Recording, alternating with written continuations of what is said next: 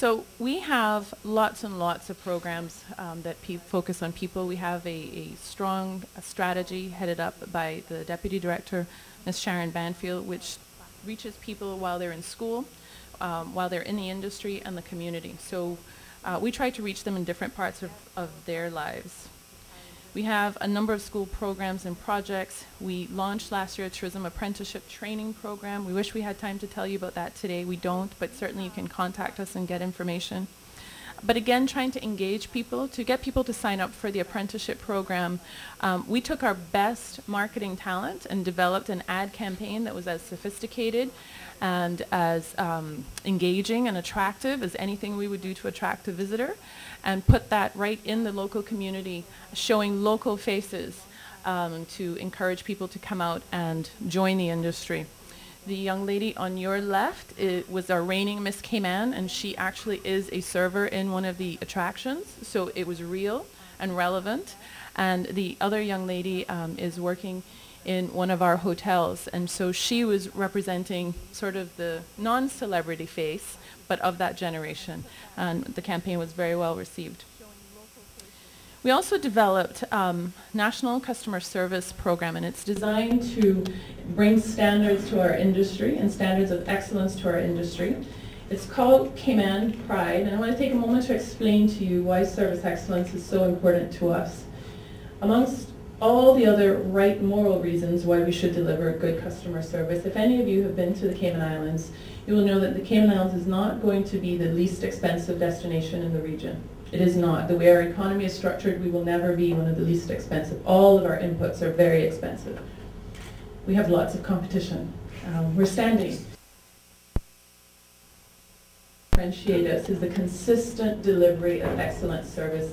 Time and time again, people will pay more for something that's delivered with outstanding service.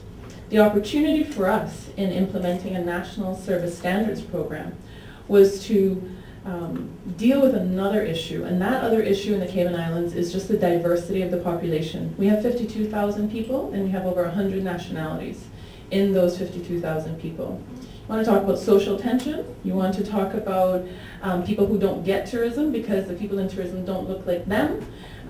They're diving. I mean, heaven help us, who wants? My dad's a fisherman. When I was with him 4 o'clock in the morning, launching the boat to go catch dolphin and marlin, he didn't get the divers. He really didn't. To this day, he's quiet, but he doesn't get the divers. So we live with that social tension.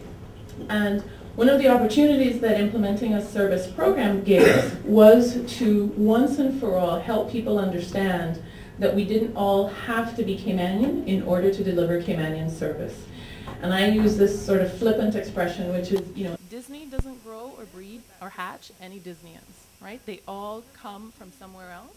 They're trained properly, and they deliver Disney-level service. And so certainly in a country as small as ours, as diverse as it is, we could do that. And we intend to leverage our diversity. We don't see that as a liability. We obviously have to plan for it.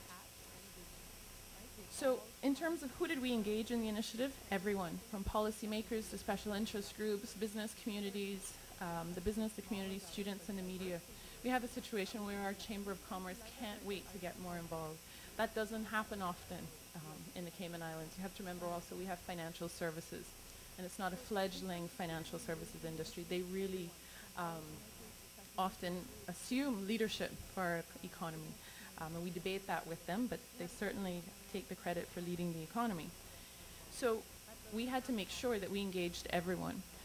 The type of collaboration we achieved was making sure that we designed a program that met the expectations of the suppliers as well as the industry partners.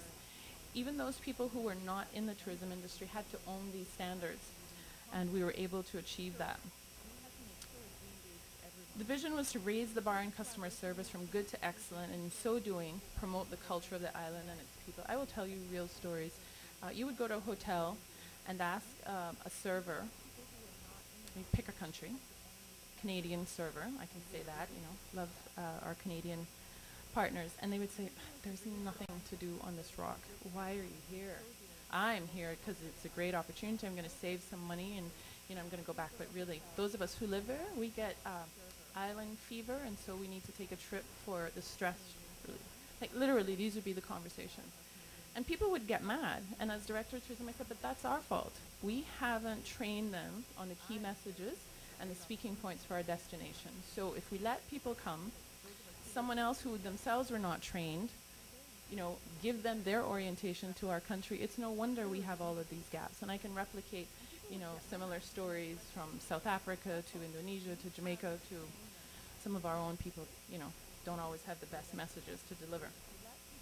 So what did we consider? We wanted a program that would help us with our aims for sustainable development. It would improve on the standards currently in place. It would allow us to get visitor feedback. We had to consider cost, obviously. We set out to use service as a competitive advantage. It is the right thing to do for the customer, but the strategic reason we are doing it, even more than making sure the customer gets good value, is to help me deal with the competition. At the end of the day, we don't want to hear it, but a beach is a beach is a beach if you're sitting in, Darien, Connecticut. So what else can we do?